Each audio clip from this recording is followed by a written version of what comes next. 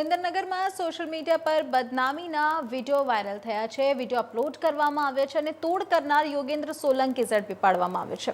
પોલીસકર્મી અધિકારીઓ રાજકીય નેતાઓના ખોટા વિડીયો બનાવી અને સોશિયલ મીડિયા પર વાયરલ કરી તોડ કરવામાં આવતો હતો।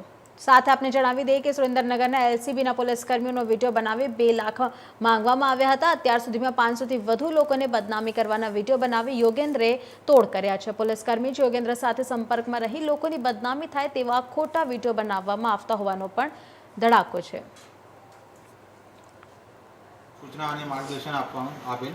આ અનુસંધાને 15 દિવસ અગાઉ આશરે પેરોલ ફોલો સ્ક્વોડમાં કામ કરતા હેડ કોન્સ્ટેબલ શ્રી વિજયસિંહ પરમાર ના વિરુદ્ધ ખોટા આક્ષેપોવાળા વિડીયો જે વ્યક્તિએ ગુજરાત_સુધારો_ અને ગુજરાત 555 સુધારો નામના 2 ઇન્સ્ટાગ્રામ આઈડી ઉપર વિડીયો અપલોડ કરેલા હતા। આ ખોટા આક્ષેપોવાળા વિડીયો હતા। આ અનુસંધાને સુરેન્દ્રનગર સિટી એ ડિવિઝન પોલીસ સ્ટેશનમાં ગુનો દાખલ કરવામાં આવેલો હતો। આ ગુનો બીએનએસ કલમ 248A 336(4), 308(2) અને 340(2) મુજબ નોંધવામાં આવેલો હતો। આ કારણોસર અલગ અલગ ટીમ બનાવવામાં આવેલી હતી। તેથી એસઓજી, એલસીબી અને પેરોલ ફોલો સ્ક્વોડે આ જે ઈસમ છે યોગેન્દ્ર ઉર્ફે બકરો અતુલભાઈ સોલંકીને પકડી પાડેલો હતો।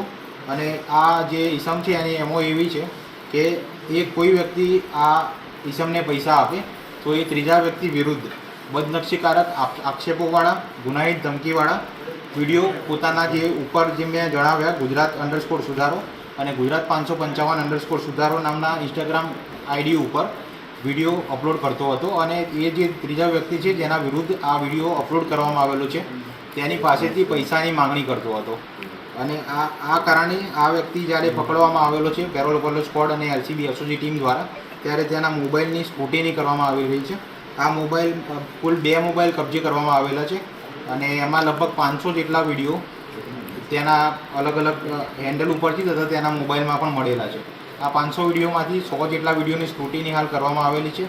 400 જેટલા વિડીયોની સ્ક્રુટિની હજુ બાકી છે અને જે 400 વિડીયોની સ્ક્રુટિની થશે એના પછી સરકાર